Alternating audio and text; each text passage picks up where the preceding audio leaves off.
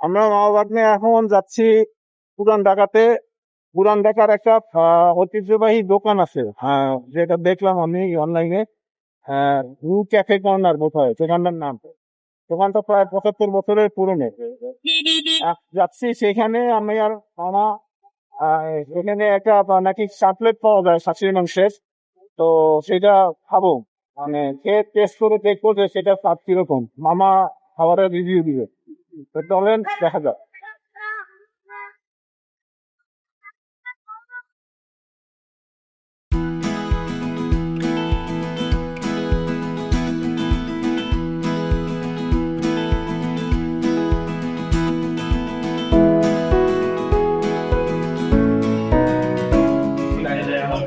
আমি আর মামা আজকে আসছি হচ্ছে নিউ ক্যাফে কর্নারে। এটা পুরান ঢাকা, আমি আগেই বলছি যে প্রায় 75 বছরের পুরনো।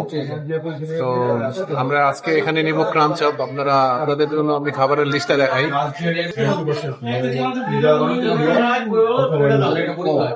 এটা যে খাবার লিস্ট, এবং এই খাবারের লিস্ট অনুযায়ী আর কি আমরা মামা কখনো ক্রাম চপ খাই নাই, তো মানে কাটলেট যেটা আর কি এটা খাই নাই। তো আজকে মামাকে আমি খাওয়াচ্ছি। এটা হচ্ছে ক্রাম চপ। মামা তুমি খাওয়া শুরু করো, দেখা যাক। দাঁড়া, আগে আমি একটু ভিডিও করি। আপনাদের সকলের জন্য আজকে আমরা পুরান ঢাকার নতুন একটি ব্লগ তৈরি করছি। এই ব্লগে আজকে আমরা দেখাবো ক্রাম চাপ, খাসির ক্রাম চাপটা এখানে খুব বিখ্যাত। এই খাসির ক্রাম চাপটা আমি একটু দেখাচ্ছি। এটা হচ্ছে খাসির ক্রাম চপ, সালাদ।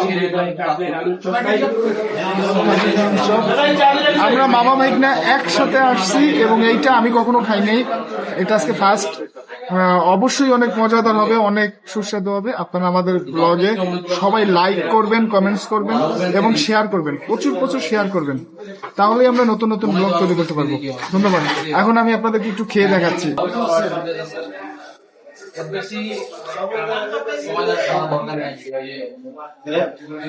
চাকু দিয়ে খেতে হয়, খাইতে পারবা তো চাকু দিয়ে? কোনোদিন খাইছিল না? না, আমি এইভাবে খাইনি কখনো, আজকে ফার্স্ট। চাকু দিয়ে খাসি কেটে কেটে কেটে কেটে তারপর এটাকে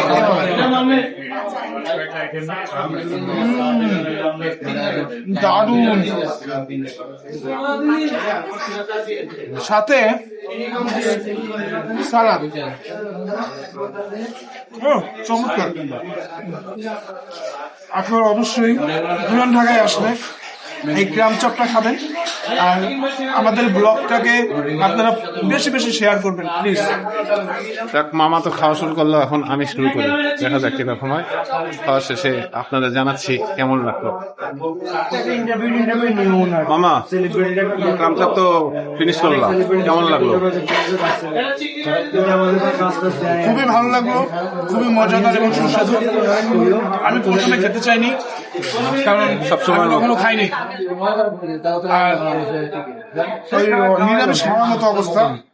বিষয়টা হচ্ছে প্রথমে একটু খারাপ খারাপ চিন্তা, মানে না খাওয়ার ইচ্ছা। পরে দেখলাম যে না, ওর চয়েস ভালো, ও যে খাবারটা খাওয়াচ্ছে মানে খুবই মজা, সুস্বাদু খাবার। কিন্তু নাস্তা হিসেবে এটা ভালোই মানে খাওয়া যায়, এটা চলে, এটা খুবই না হালকা নাস্তা হিসেবে বেস্ট, তাই না মামা? যদি পকেটে টাকা থাকে তাহলে অবশ্যই এই খাবারটা খেতে পারেন, হালকার উপরে নাস্তা হয়ে যাবে। মানসম্মত খাবার খেতে হলে তো পয়সা খরচ করতে হবে, এটা তো স্বাভাবিক। আর এটা এত পুরনো একটা দোকান, অনেক পুরনো একটা দোকান, প্রায় 75 বছরের পুরনো আমার জানা মতে। তো সেক্ষেত্রে তো একটু আছে, একটা ঐতিহ্যের একটা ব্যাপার আছে, পুরান ঢাকার একটা পুরনো ব্যাপার এটা। যাই হোক, ওভারঅল মামা আপনার ভালো লাগলো নাকি? ওভারঅল খুবই ভালো লেগেছে। আপনারা সবাই আসবেন, ঐতিহ্যবাহী এই রেস্টুরেন্টে খাবারটা খাবেন, খুবই ভালো। শুধু এই একটা প্রোডাক্টেরই দাম একটু বেশি, আর সবগুলোর দাম কম। যাই হোক, পরবর্তীতে কোনো আরেকদিন এসে অন্যগুলো খাবার টেস্ট করে যাবেন, ঠিক আছে? থ্যাংক ইউ, সবাই আসবেন। আর আরেকটা কথা কাটবা না, সেটা হচ্ছে আমাদের এই ব্লগ আপনাদের যদি ভালো লাগে, আশা করি ভালো লাগবে, আপনারা সবাই শেয়ার করবেন। সবার কাছে একটা শেয়ার চাই, সবাই একটু শেয়ার করবেন। ধন্যবাদ। ক্যাফে কর্নারের কাপ চাপ খাওয়ার শেষে আমি আর মামা আসলাম পাশেই যে সদরঘাট লঞ্চ টার্মিনাল আছে, এখানে লঞ্চে আমাদের লঞ্চ দেখতে খুব ভালো লাগে। আমরা দুজনই বরিশালের, তো লঞ্চ দেখলে দেশের কথা, গ্রামের কথা মনে পড়ে যায়, একটু বাড়ি বাড়ি ভাব। হ্যাঁ, আর তাছাড়া নদীর পাশে, ঢাকা শহরে তো নদীর পাশে আসা হয় না, মানে নদী বলতে তো বুড়িগঙ্গা নদী। দিন থাকলে হয়তো নৌকায় উঠতাম, তো আপাতত নৌকায় ওঠার কোনো সুযোগ নাই। তো এখন আমরা লঞ্চ ঘাটি করবো, দেখবো, ঘুরবো আর কি, মহাবাগনে মিলে। তো আমাদের পেছনে যে লঞ্চটা আছে, এই লঞ্চটা হচ্ছে চাঁদপুরের, এটা আমাদের বরিশালের লঞ্চ, এত ছোট না। আমরা এখন আমাদের যে বরিশালের লঞ্চ, সেইখানে যাবো, আপনাদের দেখাবো। চলো মামা, তাহলে বরিশাল লঞ্চের দিকে যাই। এই হচ্ছে বরিশালের লঞ্চ। এখান থেকে এটা হচ্ছে সুন্দরবন 12। সুন্দরবন 12 দেখেন কত বড় লঞ্চ। সামনে এখন যে লঞ্চগুলো আছে, ওই লঞ্চগুলো আরো বড়। অ্যাডভেঞ্চার 9, এইটা হচ্ছে অ্যাডভেঞ্চার 9।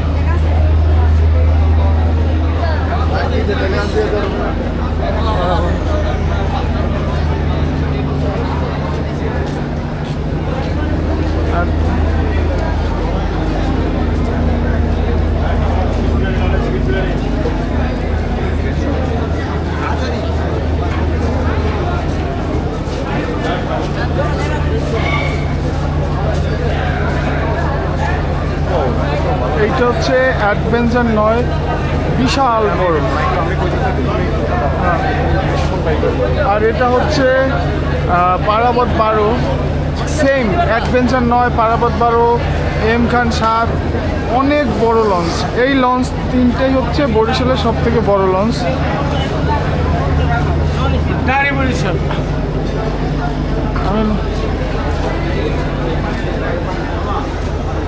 এইটা হচ্ছে পারাবত 12, পারাবত 12, অ্যাডভেঞ্চার 9, আর ওইটা হচ্ছে এম খান 7। আমরা এখন বরিশালের একটি লঞ্চের ভিতরে ঢুকবো, মামা আর আমি। চলো মামা, কোনটায় ঢুকবা? পারাবত 12। চলো আমরা তাহলে ঢুকে দেখি, যে অনেকদিন ঢুকি না, কেমন চেঞ্জ হয়েছে, আমরা ঢুকে দেখি কেমন লাগে।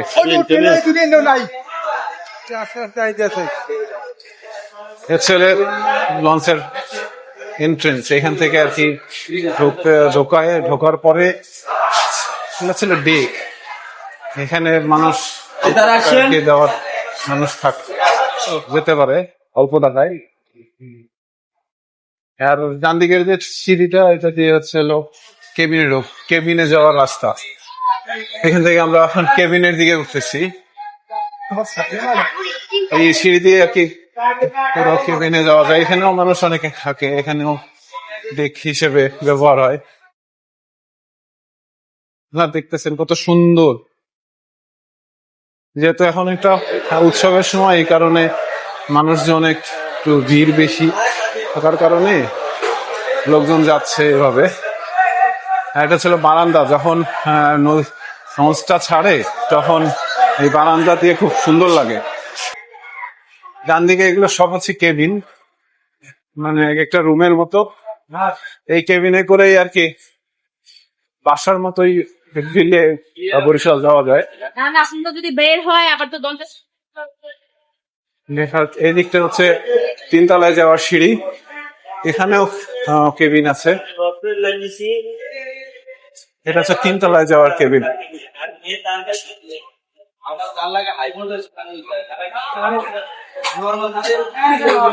আর এটা সুন্দর একটা বাতাস লাগতেছে, যে বাতাস শহরের ভিতরে যে বাতাস মানে গরম, সেই গরমটা এখানে নাই।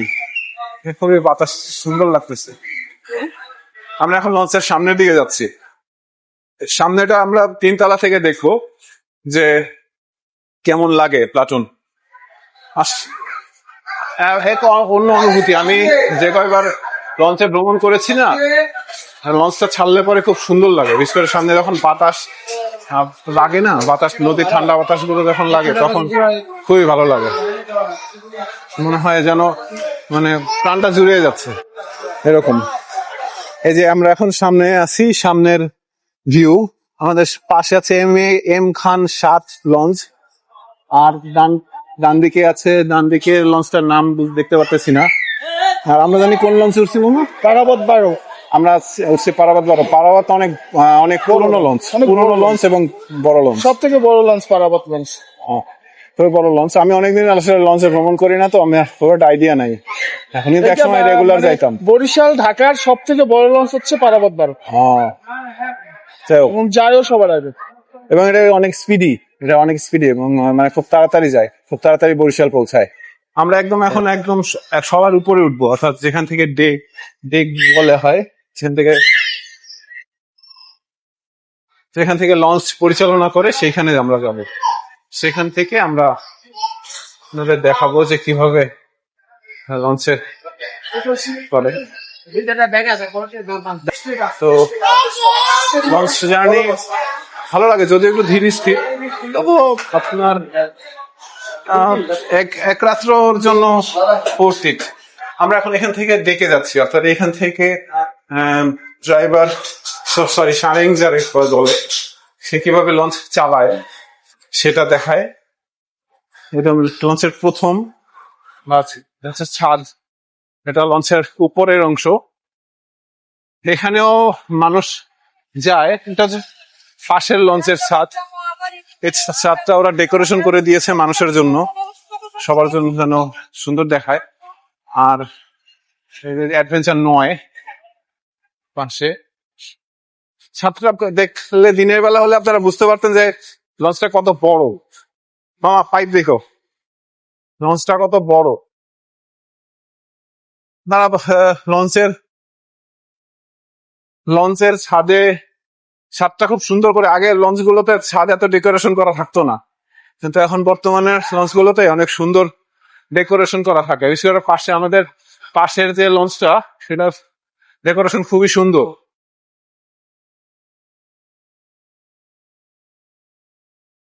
আপনারা দেখতে পাচ্ছেন, দিনের বেলা হলে হয়তো নদীটা দেখানো যেত। মামা ওই যে পাম্পটা দেখাও, ফুয়েল পাম্পটা। এই যে অবশেষে আপনাদের ভালোভাবে দেখাইতে পারতেছি, এই যে পাম্প, এখান থেকে যে দেখতে পাচ্ছেন যে ওরা তেল নিচ্ছে, অর্থাৎ অ্যাডভেঞ্চার 9 লঞ্চের ডিজেল আর কি জ্বালানি নিচ্ছে। এই জ্বালানি দিয়েই ওরা বরিশাল পৌঁছাবে।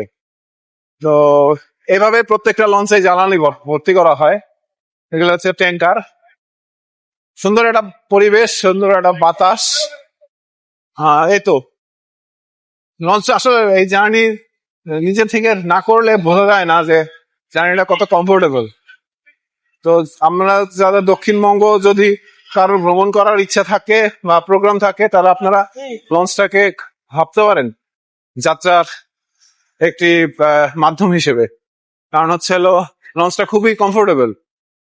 জাস্ট একটা রাত্র কাটানো, অনেকটা কেবিনে যদি আপনি চলেন, তো সেক্ষেত্রে একটা হোটেলের মতোই মনে হবে যে একটু হোটেলে ঘুমিয়ে আছেন, কিন্তু আপনি আসলে চলছেন, এবং চলতে চলতে আপনি বরিশালে গিয়ে পৌঁছে যাবেন। হ্যাঁ, একটা হোটেলে যা থাকে, টেলিভিশন, ফ্যান, লাইট, আপনার খাবারের জন্য ব্যবস্থা, সবসময় ওয়েটারের সার্ভিস, সবকিছুই থাকে। আমরা একদম সামনে যেতে পারতেছি না, কারণ সামনের দিকটা বোধহয় লাগানো। এখন আমরা নিচে চলে যাচ্ছি প্লাটনে। এটাই হচ্ছিল আর কি পুরো একটা লঞ্চের ভ্রমণ। বরিশালের লঞ্চ আসলে যে কত বড় হয় সেটা আশা করি অল্প হলেও বুঝতে পেরেছেন। এখন আমি আর মামা নিচে নেমে যাই।